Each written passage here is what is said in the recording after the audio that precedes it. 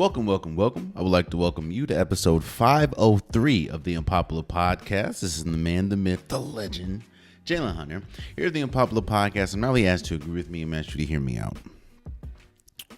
Now, no. I'm not going to definitively say that the NBA lottery is rigged. I'm not going to definitively say that. But let me talk about some things pertaining to the NBA lottery. First and foremost, congratulations to the Dallas Mavericks for winning the NBA lottery. Yes, the same Dallas Mavericks that traded away Luka Doncic, that has Anthony Davis, that has Kyrie Irving, that has, Derek Lively, that had a less than 2% chance to win the lottery. They won. Now, as a Wizards fan, born and raised in the DMV, so as a Wizards fan, it sucks that your team can be as bad as they were last year and ultimately have a 14% chance of getting the number one overall pick and ending up getting the sixth pick. Sixth pick. Same with the Utah Jazz, who I think had the worst record. And I think they had the 7th or 8th or something like that. And then the Charlotte Hornets, I believe, had the 5th pick or something. I will say this. It's no coincidence that one thing that we also have to understand is that the NBA is a business. And in that business, it would behoove that business to have a team fall into obscurity. Now, yes, there are teams that fall into obscurity, i.e. the Utah Jazz, the Washington Wizards, something like the Charlotte Hornets. But it would behoove the NBA to allow a team to fall into obscurity. And this is what I mean. There have been 3 instances where you can point to the NBA lottery landing in the favor of a team that may or may not, let's say, have deserved it. Back in 2011, the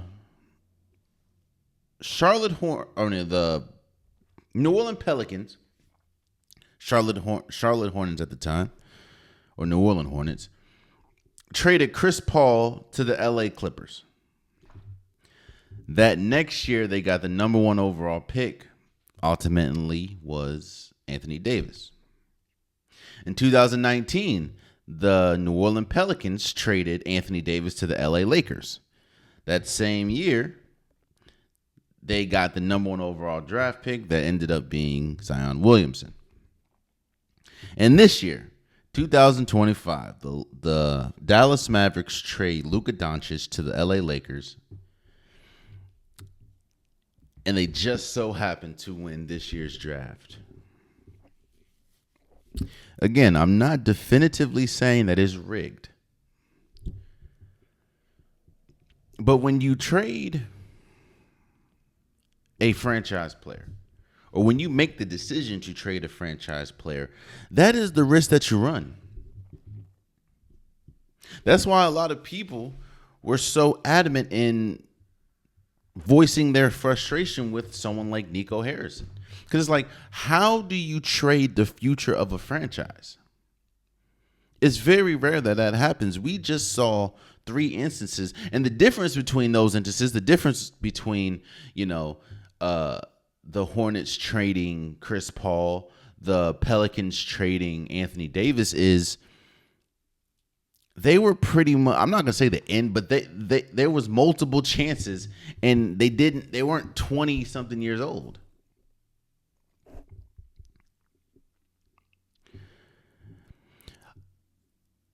Another argument that I'm hearing, and it makes sense, is the combat against tanking and how tanking has been a huge issue in the NBA, and they just don't want that to overcome. Like they don't want you to reward tanking by getting a top draft pick, getting a number 1 overall draft pick. And on one hand, I agree. In one hand, I understand how nasty the game looks with tanking and how bad it is as a viewer to watch a tanking team.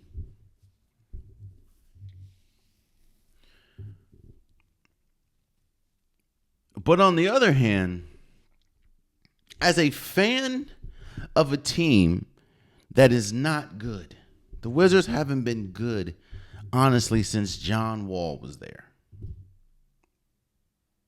And even in that, the Wizards were good, but they were never championship caliber team. They were never a championship caliber team. They were just good enough to make the playoffs, maybe good enough to make the second round, but never a championship caliber team in my lifetime. That's even going back to Gilbert Arenas, Caron Butler, Anton Jameson, Brandon Haywood. They were good teams, but they were never a championship caliber team. The lottery is supposed... See, the one thing that is blatantly clear is you can say one thing, but your actions are always going to speak louder than your words. And people can say that they want an even playing field. They want parity in the league. They want every team to have an equal shot of winning it all. But that's not the case. When you look at players, hell, when you look at the conferences and look at how different the West looks like from the East, that should tell you all you need to know. Why do you think that we're thinking, or the NBA is thinking about changing the All-Star weekend again or changing the playoff format? Because most of the stars are on the West. Are in the West. I think that Cooper Flag winning, or the Dallas Mavericks winning winning the NBA lottery couldn't be better for Cooper Flag. You go to a team that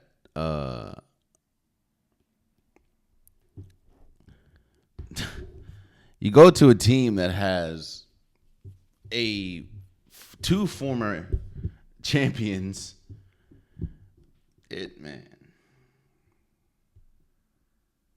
It just sucks, man. Obviously I'm gonna feel some type of way as a Wizard fan, but it sucks because, like,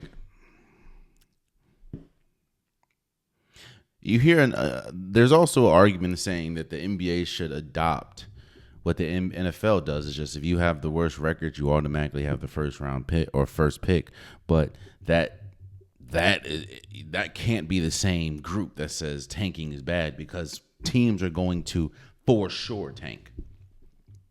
But the lottery is, I'm not going to say it's rigged, but it is. It's not. It's a crazy coincidence that the team that just traded away their star in Luka Doncic just got the number 1 overall pick in the same year. And this is remember when Anthony Davis was traded, that same year the Pelicans got the number 1 overall pick. And it's not like they traded Luka Doncic to a team that was just terrible and could have. They traded to the Lakers. Anthony Davis was traded to the Lakers. Chris Paul back in the day was traded to the Clippers. It's frustrating, but I mean, it is what it is. I don't know. I do think it's if you want to call it a coincidence, go right ahead. But the Dallas Mavericks winning the same Dallas Mavericks has had a heap of criticism ever since that trade now owns the number 1 overall pick. And with them owning the number 1 overall pick, I'm going to move forward, and you also have to talk about Giannis Antetokounmpo. I think Shams reported that Giannis is open to being traded. And I know Jay Will went on ESPN and he said that Dallas, that has the number 1 overall pick, should think long and hard about trading that pick to the Bucks for someone like Giannis Antetokounmpo. Let's talk about this in parts.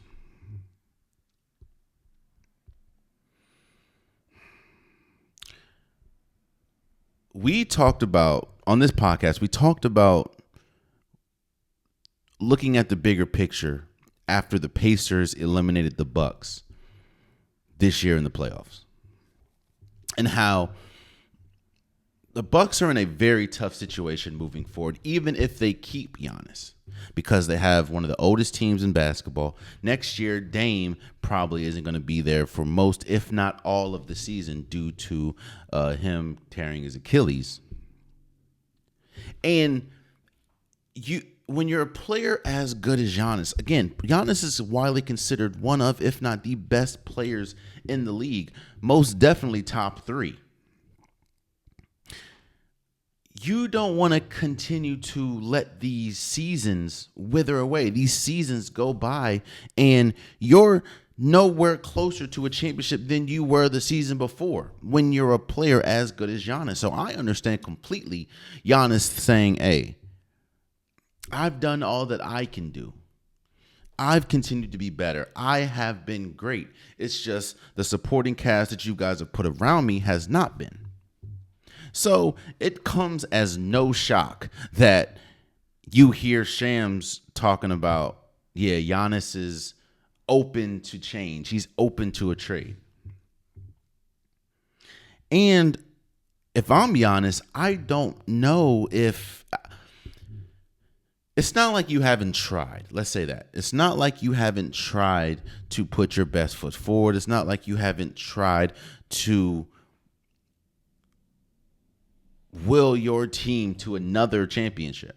Again, Giannis has won damn near every award that you can win. He has MVPs. He has finals MVPs. He has defensive player of the years. It's like, what else can I do? So if I was Giannis, I would think about leaving. I would strongly consider leaving because I've done all that I can do. But then we get to that number 1 overall pick. And it goes to value. At the end of the day, you have to assess value. Because it's pretty much no question that Cooper Flagg is going to be the number 1 overall pick. That's no question. Yeah, Dylan Harper's good. Ace Bailey's good. But Cooper Flagg is the projected number 1 overall pick, and he's one of the best projected picks in years. So I look at it as, how do you value Cooper Flagg compared to how do you value someone like Giannis Antetokounmpo? And this goes both ways. This is to Dallas and this is to Milwaukee. Because if Dallas goes to Milwaukee and say, hey, we'll give you the number 1 overall pick for Giannis, does Milwaukee view Cooper Flagg on the same level? Maybe not immediately, but does Cooper Flagg give you the same return as a Giannis? Same thing with the Dallas Mavericks. If you trade the number one overall pick, you have to be getting number one overall pick quality, whether that's a massive haul or that's a player that you could see change your franchise immediately. And if you think Giannis is that good, then I don't see. I can see it happening. For Giannis, I think that there's multiple teams that can get him. There's 29 other teams that should call the Milwaukee Bucks to see about Giannis. That doesn't mean that all 29 teams are viable, but there's 2 teams that I'm looking at. 3 now. This Dallas Mavericks team, the Houston Rockets, because when you just look at the surplus of young talent, you got Houston and the Oklahoma City Thunder. Now, if you've heard a theme in those teams, they are all Western Conference teams. Which would then, the talent gap is already out of whack, already not aligned. Because when you just look at the sheer talent that's in the West compared to the East, it's not really comparable when we talk about stars. And when you take probably the East's biggest star in Giannis and send him to the West, But I look at those teams, Dallas, now with the number one overall pick. I look at a team like the Oklahoma City Thunder that just has a bevy of top draft picks and young players. And I also look at someone like the Houston Rockets. I think for Giannis, what's important, if you ask for a trade or a trade happened, what you're saying is what's important to Giannis is winning. Because there's no doubt that the Milwaukee Bucks can give you the most money out of anyone.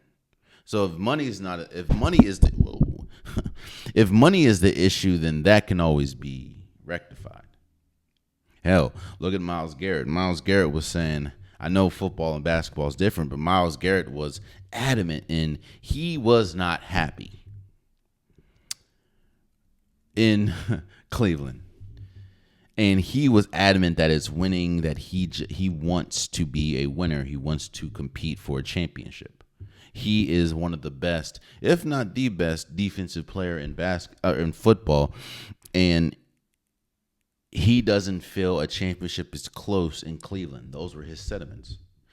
Clearly, those changed when Cleveland went to him and made him, I think, the highest paid non-quarterback in NFL history.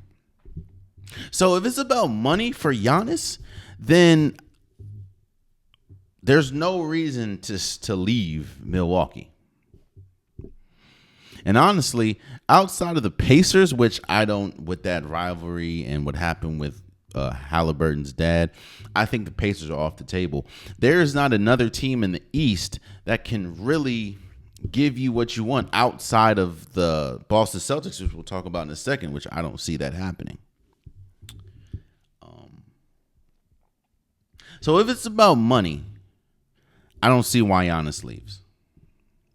But if it's about winning a championship, if it's about competing at the highest level, I don't see why Giannis stays. Because you can't do that. You can't do that, and I don't see you doing that in Milwaukee, at least to this point, because the team's going to be strapped for money. It's not really a free agent destination. I just don't see how that happens. And those 3 teams that I named, Dallas, Houston, and OKC, those are all championship-ready teams with Giannis. Remember, we just talked about Jalen Green, and we were saying that they need they need a closer. They need a star. Well, if you add Giannis to that Thunder team, to that Rockets team, while no, he's not a shooter, he for sure will be their best player by far. And you add him to a team with Alfred Şengün, you're probably going to have to give up Jalen Green. But if you don't have to give up Jalen Green, you see what I'm going? With the amount of draft picks, you're not really going to have to give up much if you're the Thunder. So you add him to a team with Shai Gilgeous and Jalen Williams and Chet Holmgren. Like, come on.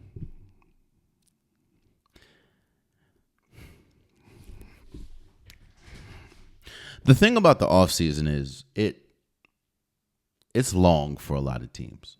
Pause.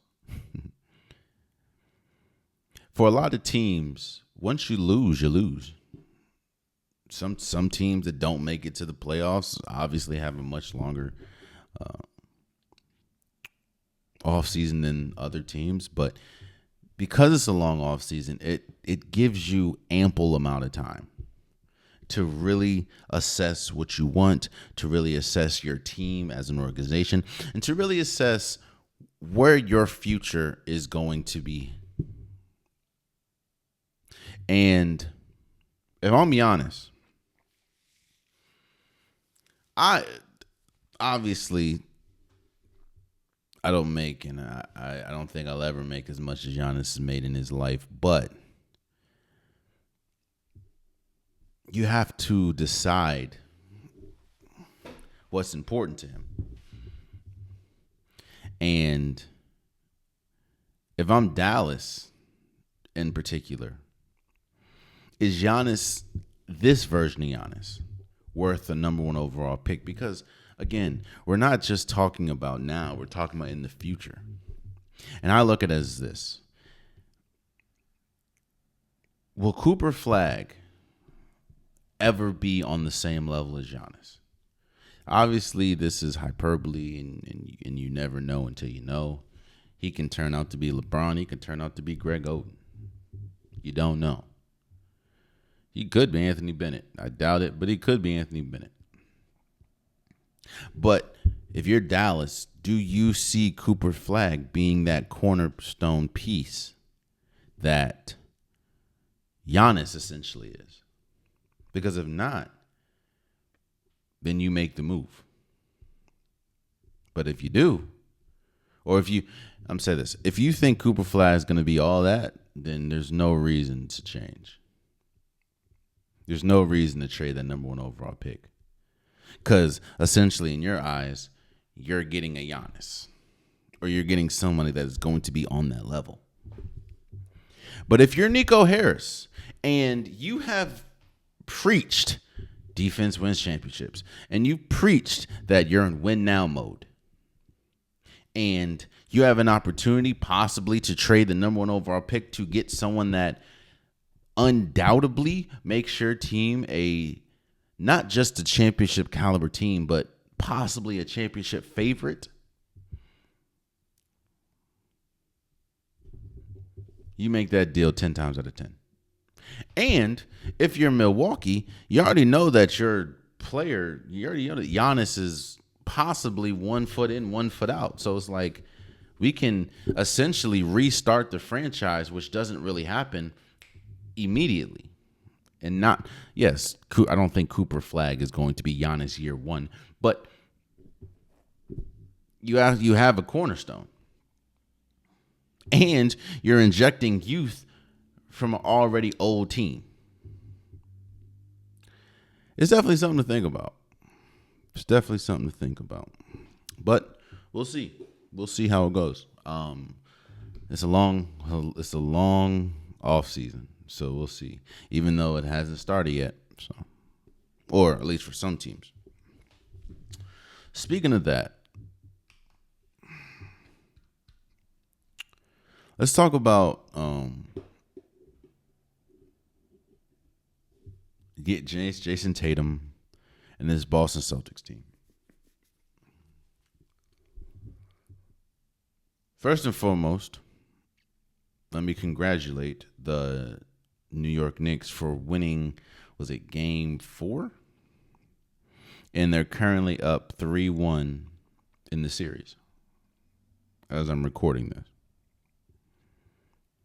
And in game 4, Jayson Tatum goes down with an apparent Achilles injury. As I'm recording this, it hasn't been confirmed what it is, so I'm not going to speculate. But it looks like a Achilles injury, and it didn't look good.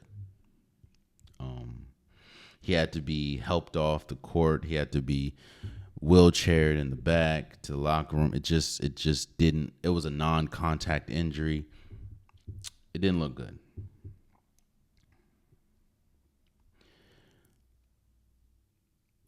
Let's make no doubt about it. Injuries like this changes a franchise. I'm not saying for the for the forever, but injuries like this change your franchise. Because let me tell you now what this Boston Celtics team looks like. Because remember, they won last year. They were heavy favorites to win again. Majority of the season, they look like the best team in basketball.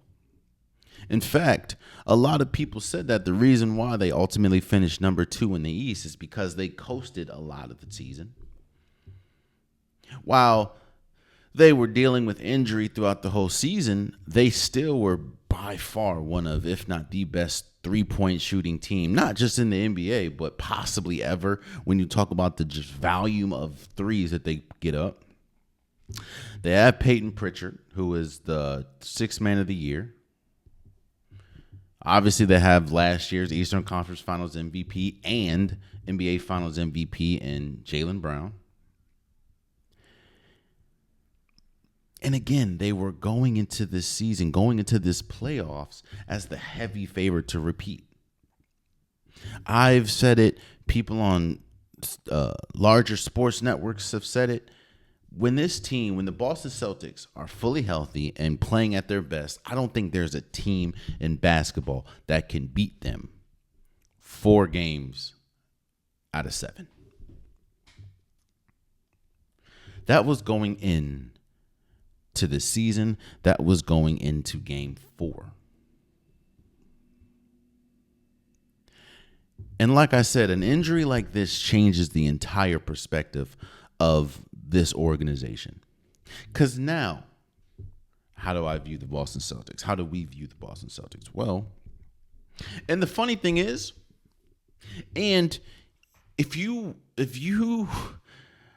I say a lot, and people say a lot, that winning masks a lot of stuff. If you want a clear example of that, look at this Boston Celtics team. Because everything that I just said is true. And that's how you looked at the Boston Celtics moving forward. Or that's how you looked at the Boston Celtics after winning the championship last year and going into the season, a majority of this season. But everything that I'm about to say is also true. When we talk about last year winning the championship, going into the season, a majority of everything that I'm about to say is true, but it's not talked about until now. And that is your star, Jayson Tatum, who gets a bunch of hate, whether you talk about what happened in the Olympics, whether you talk about, just people just don't like him for whatever reason, gets a lot of hate. Jayson Tatum is one of the best players in basketball. That Jayson Tatum is not going to be there next year if the injury is as serious as it looks. So your star is gone. On top of that, you're one of the most expensive teams in basketball. Jayson Tatum has a $300+ million contract. Jaylen Brown has a $300+ million contract. You also pay Kristaps Porzingis. You also pay Drew Holiday. Al Horford is going to, you're going to need to re-up Al Horford. So they're one of the most expensive teams in basketball.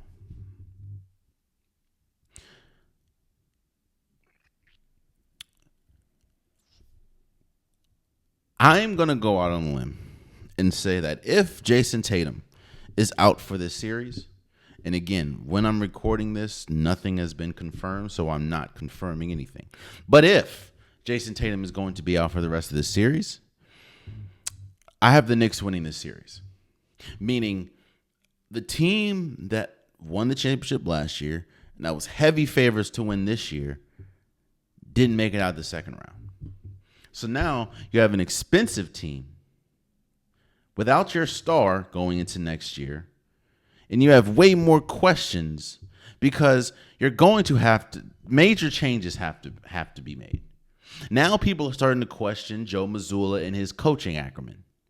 Because it's like, yeah, you won last year, but look at the team that you had. It's not. When we need you to coach, when we need you to draw up schemes, it doesn't look the prettiest. So questions about Joe Mazzulla is rising.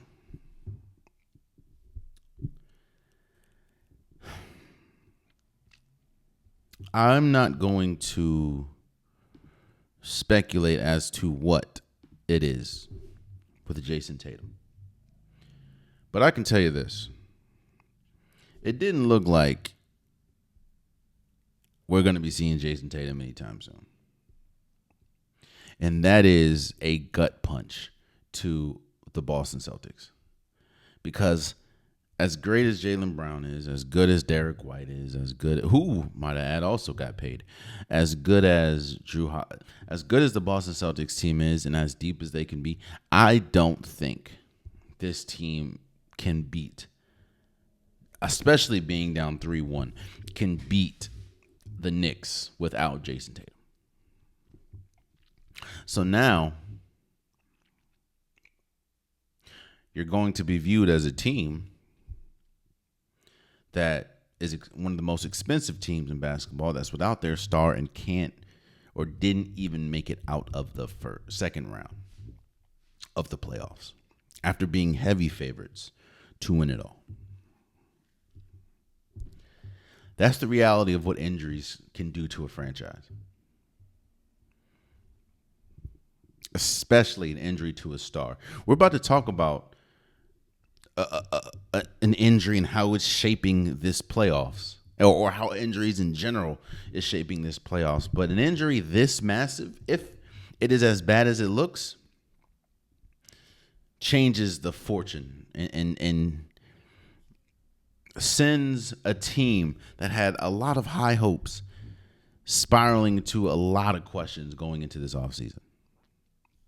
I pray for a speedy recovery with Jayson Tatum. As much as I don't like the Celtics, I don't want to see anybody get hurt. And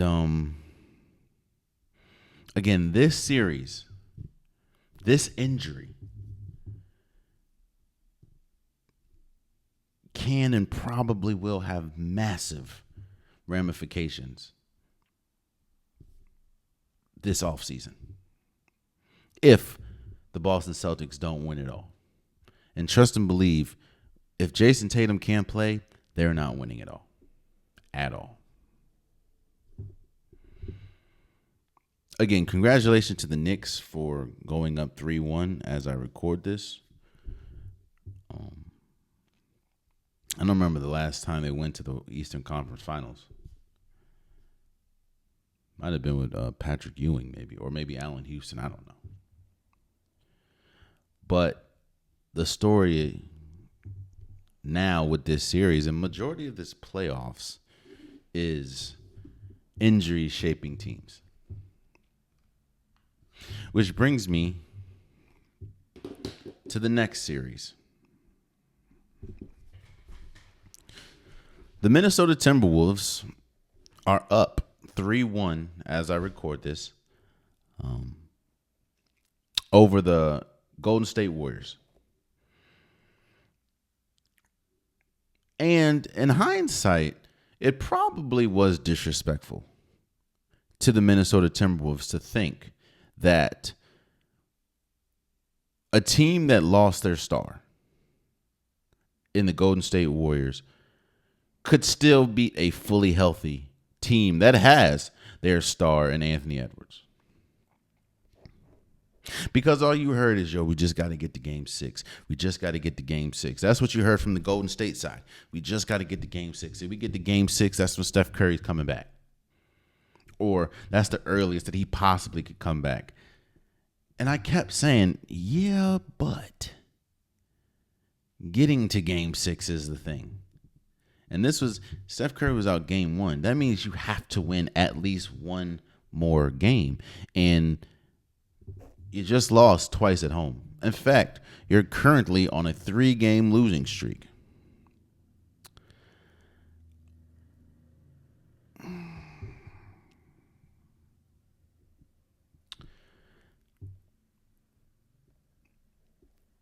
A lot of talk now that I'm hearing is centered around Jimmy Butler. And what you're hearing is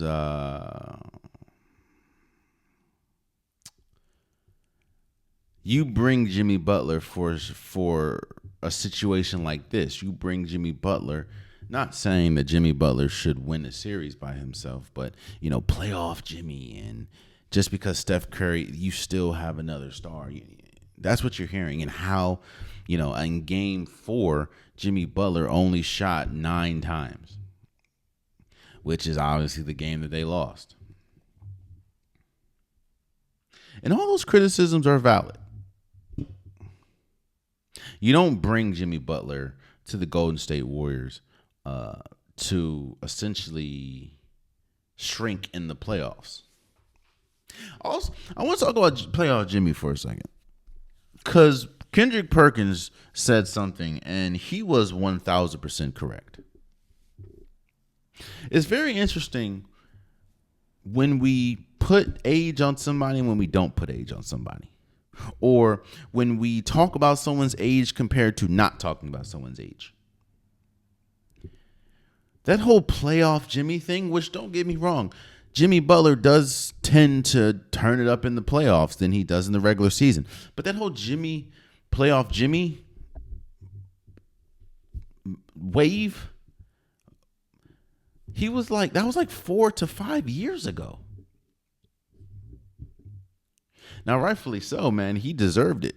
He led 2 teams to the NBA Finals. They didn't win, but he led 2 teams. He almost led 3. I think they lost to the Celtics in was it the game 7? Because Jimmy Butler missed the shot. So he almost led them to 3 championships or 3 NBA Finals. So the whole playoff Jimmy thing was a thing, but that was like 4 or 5 years ago. On top of 4 or 5 more seasons, that's 4 or 5 years of your life. And let's not get it twisted, because I think that people are forgetting this. The Golden State Warriors didn't bring Jimmy Butler on to be a number 1. They brought him in to be a number 2. Jimmy Butler's game, which is why the Golden State Warriors looked incredible. Once Jimmy Butler, he unlocked something in this Golden State Warriors team. That's because he was playing alongside a number 1 in Steph Curry.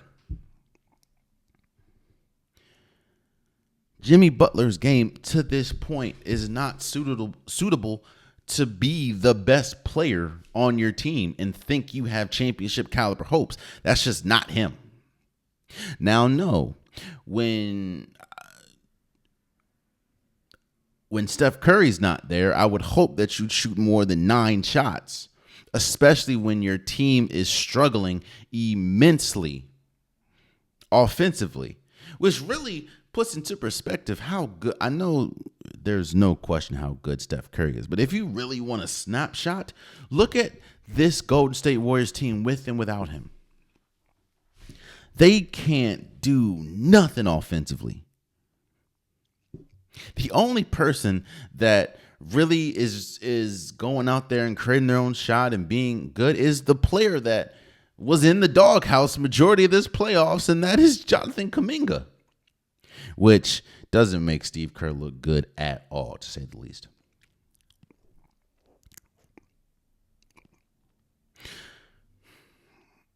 But in hindsight, it probably was pretty disrespectful to think that a team that loses their star, that loses their Hall of Famer, can go out and beat a team that has their star. I'm not blaming this on Jimmy Butler. I do think that you need to you need to shoot more than 9 shots in a must-win game. That's kind of crazy. How he looked. Now it could be due to, again, age and tired. The game before, in game 3, I think he played like 40-something minutes and looked aggressive. Maybe he just didn't have it. But it's crazy how injuries have played a part in this entire playoffs, whether we talk about Steph Curry, whether we talk about Damian Lillard, whether we talk about Donovan Mitchell and Darius Garland and Evan Mobley and DeAndre Hunter. It's crazy. Whether we talk about the Dallas Mavericks in general, injuries has played a huge part in these playoffs. So,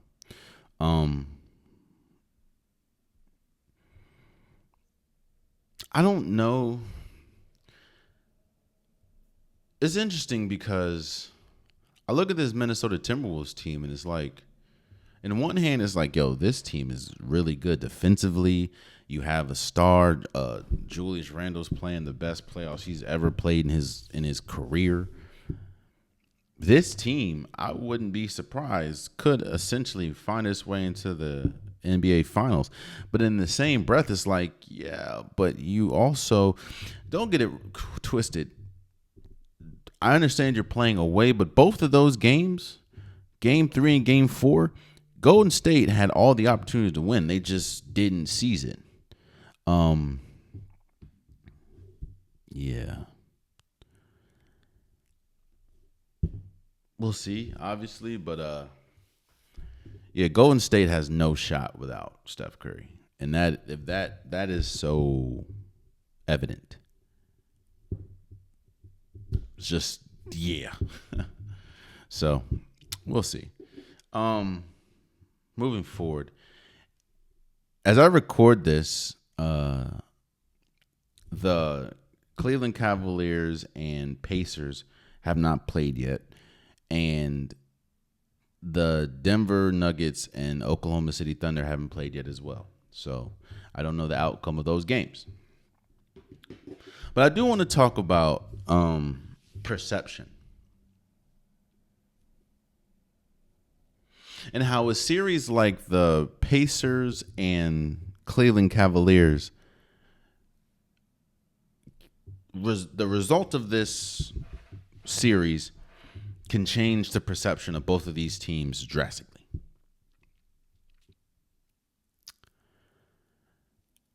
I will say this about the Pacers. The Pacers aren't your average, 4 or 5 seed in the playoffs. From All-Star break, they've been one of the best teams in basketball.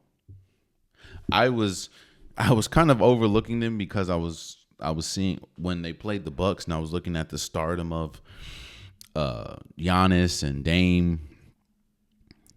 But this Pacers team is one of the best teams in has been one of the best teams in basketball consistently since the All-Star game. When we talk about defensively, while they're not the best defensive team, they get timely stops. But offensively, they've been a juggernaut. With Tyrese Halliburton and Nesmith and Nembhard and Miles Turner. Obi Toppin is giving good minutes off the bench. TJ McConnell. This team can score with the best of them. They're one of the best offensive teams in basketball. And depending on what happens with the Knicks and Celtics series, I can very well see this team making it to the finals. Remember, last year they made it to the Eastern Conference Finals, and if it wasn't for multiple blunders at the end of games, they could have beat the Boston Celtics. But when you go into this, and don't get me wrong, I know I'm speaking from my perspective, but it's not just me. There's a lot of people that did not have this Pacers team making it out the first round. And obviously they shut me up, but the perception of, again, also, Tyrese Halliburton was voted the most overrated player in basketball by his peers. So you can say that, but then again, this very well could be 2 straight Eastern Conference Finals appearances. Like,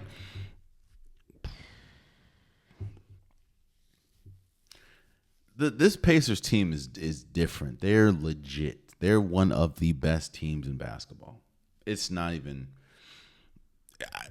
I overlooked a lot of what they did in the regular season, but what they've done since All-Star break has, spilled over into the playoffs, and they're a juggernaut.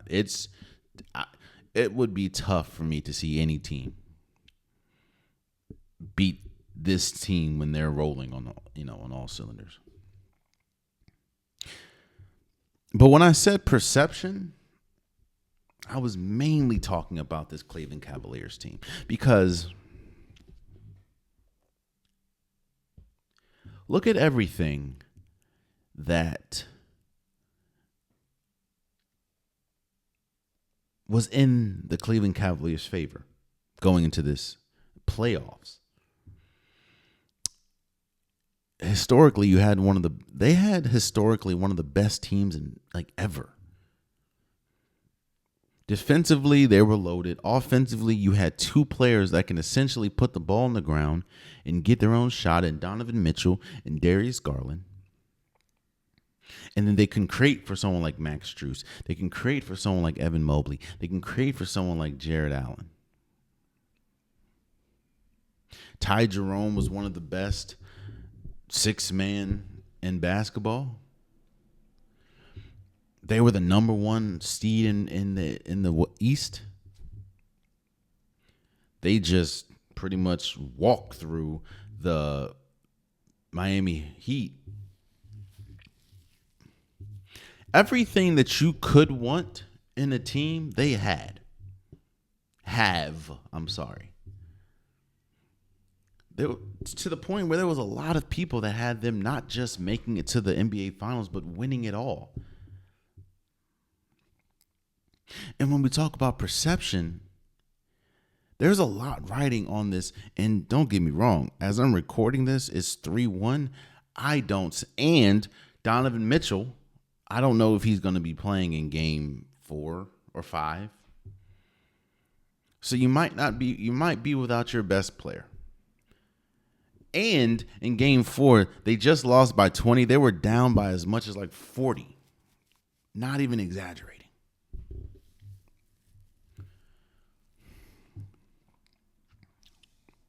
So the perception is going to be terrible for someone like Donovan Mitchell, we've seen this several times from Donovan Mitchell.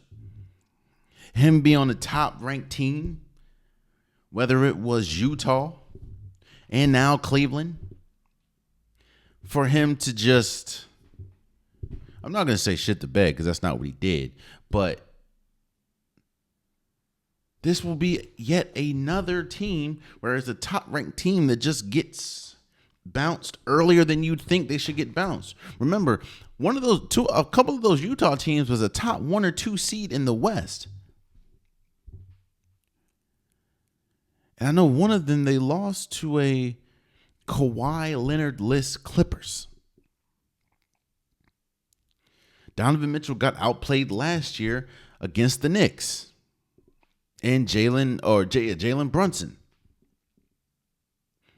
And now, yes, I know he had a 48-point game, but he's getting outplayed by Tyrese Halliburton. And then, do you know how crazy it is that you have the number 1 overall seed and you possibly can get bounced in 5 games to a Pacers team that has dominated?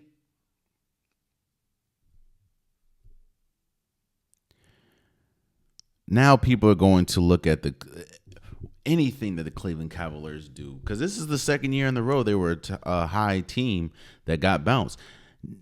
And you're the number 1 seed. Nothing you do in the regular season is going to count anymore. In a sense of, it's kind of like the Baltimore Ravens, and more specifically Lamar Jackson. You can have the best regular season. The Ravens are one of the best regular season teams in basketball or football year after year after year. But it doesn't matter until nobody cares at this point. Nobody cares if Lamar Jackson is on the level that he is. Nobody cares how good the Ravens are in the regular season, because all that matters is the postseason, where they have not performed. People are going to look at this Cleveland Cavaliers team like, okay, I mean, cool. You have a good regular season. What happens in the playoffs? And I want to talk about what Darius Garland said for a second. That man said, Darius Garland, who, while he was the best player in Game 4 against the Cleveland Cavaliers, that they still lost and they were down as much as 40. When he goes and said that this team has been down 3-1, so we've seen a comeback. Yeah. They also had LeBron James and Kyrie Irving. And there's nobody on your team that even comes close to resembling that. On top of that, a lot of things went wrong for Golden State in that 3-1. I'm just saying. The way that people look and talk about someone like Donovan Mitchell, the way that people look and talk about the Cleveland Cavaliers moving forward, if and probably when they lose this series, it's going to be drastically different than probably what they would hope that it would be.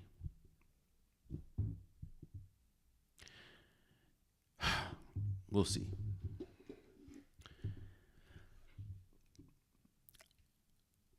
It's no coincidence that this Denver Nuggets and Oklahoma City Thunder series at this moment is tied up 2-2. They both split the series, and it's been incredible. You have two of the best players in basketball, or let me say this, two MVP frontrunners going up against each other in Jokic and Shai Gilgeous-Alexander. And they have been, both teams have been incredible. I was looking at Shai Gilgeous-Alexander, and I was wondering, what flaw does he have? Because do I think that he had an incredible regular season? Yes. Do I think that he probably will win the MVP? Yes. But I was trying to think, what is Shai Gilgeous-Alexander's flaw? What in him holds back this Oklahoma City Thunder team? And the beauty about playoff basketball is it is going to expose not just your positive attributes, but your negative attributes as well. And his flaws have been front and center this series, as well as Nikola Jokic's flaws. For Shai Gilgeous-Alexander, SGA, it's no question that he's one of the best scorers in basketball. I think he was top 3 or top 5 in points per game this year. he's a walking 30-point bucket. But he has a tendency to have tunnel vision. Y'all remember, for people that watch, did you see Biker Boys? And in that movie, they had this thing called like tunnel vision, where you needed to have it to win. And it was just like the vision around him gets blurry and all he can see is straight ahead. And it was like, that is what you need to essentially win the motorcycle race and stuff like that. I feel like Shai Gilgeous gets that a lot, or he's had that a lot in this series. Don't get me wrong, sometimes it can be masked, whoa, because of how great of a scorer he is. But when he's not scoring, but you still have that, it's like clear as day. And this team already struggles with consistency as far as shooting threes.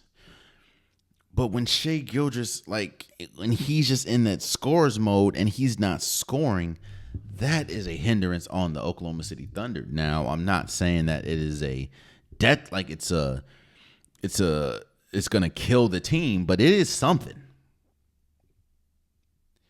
And that's what I think is holding him back in this series. Because don't get me wrong, he's had some great games, but he's also had the games that they've lost, yeah. Like the one that Aaron Gordon hit the game winner, bro, or they took it to overtime. It's like J-Dub was hooping in the fourth quarter. I think he had like 16 points in that quarter. And for the life of me, there was so many times where he was wide open. A man that had 16 points in a quarter was wide open, but Shai Gilgeous was just like tunnel vision. And he was just trying to create his own shot, and he wasn't hitting. I'm not saying that's going to deter them away from winning a championship, but that is an issue. Or that is an issue at times. For Jokic, I don't think that, even with this series, as I record this being 2-2, I don't think that there should be any question who the best player in the world is. Nikola Jokic is that in droves. And I think what's crazy is the Thunder has done the best job they possibly can do with Nikola Jokic. And I've said this before, when you're playing someone as good as Jokic, you have to determine what is important to you. You're going to give up something. He's too good of a player not to be effective. It's just the last thing that you want is for him to get his points and have 10, 11, 12, 13, 14 assists. That means people around him are getting confidence in their scoring. So what the Thunder are doing is like, you know what, Jokic, you're going to score. We're going to try to stop you, but you just score. What we're not going to allow is you to get a bunch of assists. Which I will say shout out to Aaron Gordon. He's had the playoffs of his life.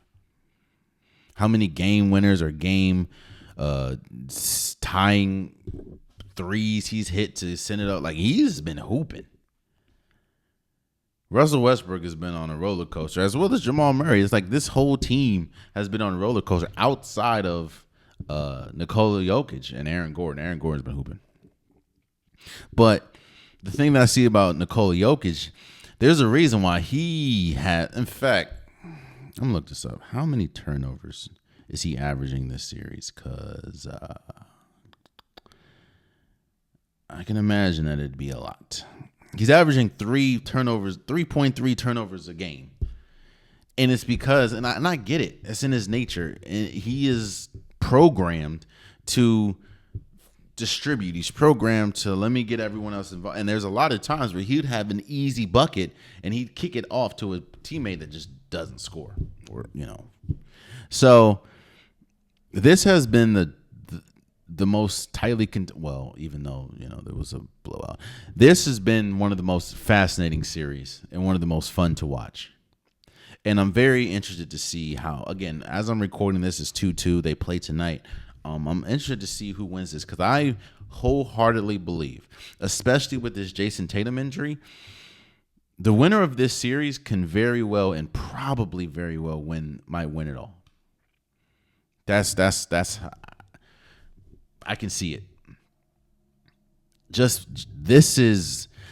It kind of feels like, I could be wrong, obviously, but it kind of feels like those series when it was Golden State and Houston, and they had their battles, but you just knew that it was usually in the Western Conference Finals, whatever we're about to get in the finals is not going to be nearly as good as this.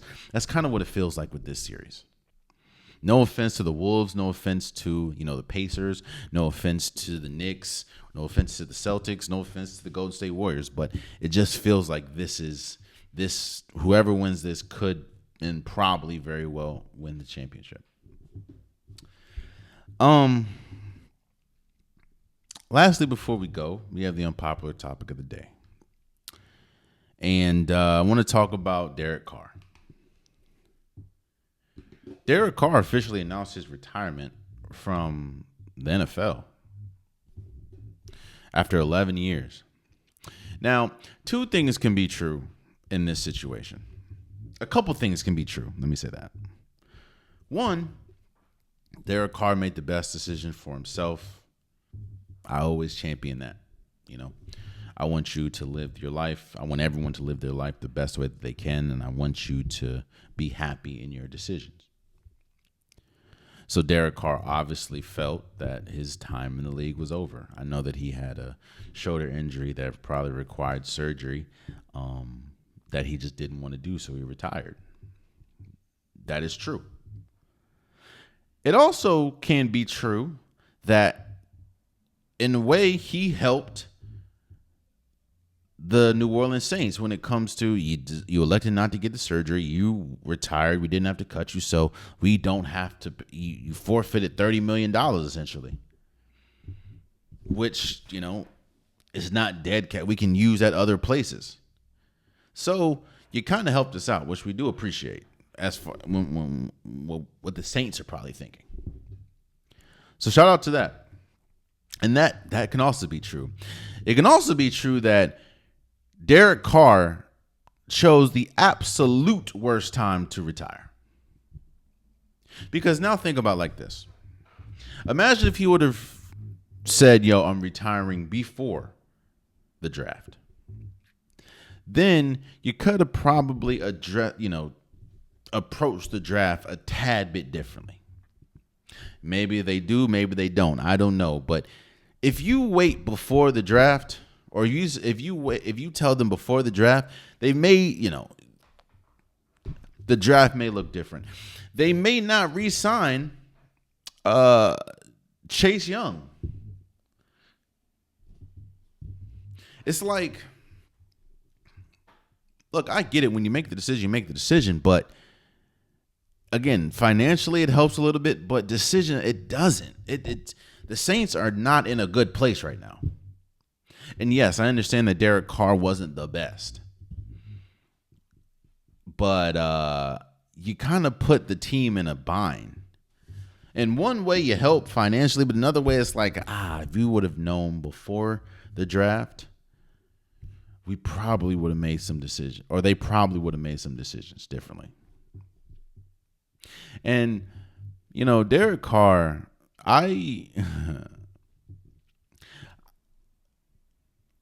there are times when I was just blind to reality when we talked about Derek Carr. I'm just speaking for myself. Football is the ultimate team sport. And I always say you can have the greatest quarterback of all time. If you don't have a good offensive line, if you don't have good pieces on the outside, whether we talk about wide receivers or running back, if you don't have a solid team, if you don't have a good defense, it doesn't matter. And I'm not saying that Derek Carr was the greatest of all time, but I was always like, well, you play for Oakland. and then LA or Vegas. It's like, that's not the easiest place to play. And when you see some of the decisions that were made, it's like, and then you go to the Saints and you look exactly the same. I'm not trying to bash Derek Carr.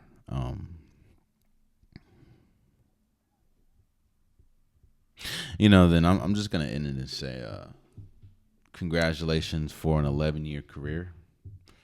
And I wish Derek Carr the best of luck. Sure, I wish the Saints the best of luck. We'll see what they do with that. So, yeah.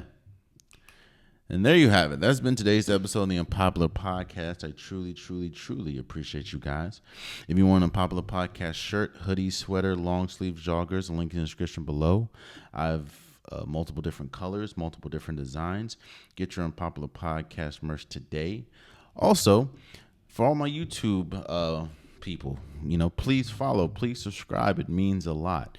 If you get to this point in the episode and you're not following, not subscribed, I don't know what to tell you, but please follow, please subscribe. If you are follow, subscribe, and you know someone that's not, tell a friend to subscribe. I'm trying to grow this as much as possible, and I can't do it without you guys' help. So please spread the word, and please follow and subscribe. Also, for my DSP listeners, Apple Podcasts, Spotify, SoundCloud, wherever you get your DSPs, and wherever you're listening to this luscious voice of mine, please follow, please subscribe. It means a lot. No platform is bigger than the other. I appreciate everyone that supports. And again, just like the YouTube, I can't grow without you guys' help. Please, tell a friend, share, please subscribe. Also, for my social media, Instagram, TikTok, I post pretty much daily. Please follow. If you want it, that's probably the quickest way to get to me. If you want to debate, if you want to tell me how great my takes are, how wrong my takes are, that's probably the place to do it. If you keep respectful, I don't mind going back and forth. It just means that you are listening to me, and it means that you care about, what I have to say, which I appreciate wholeheartedly. So, social media, please follow. Until next time, much love.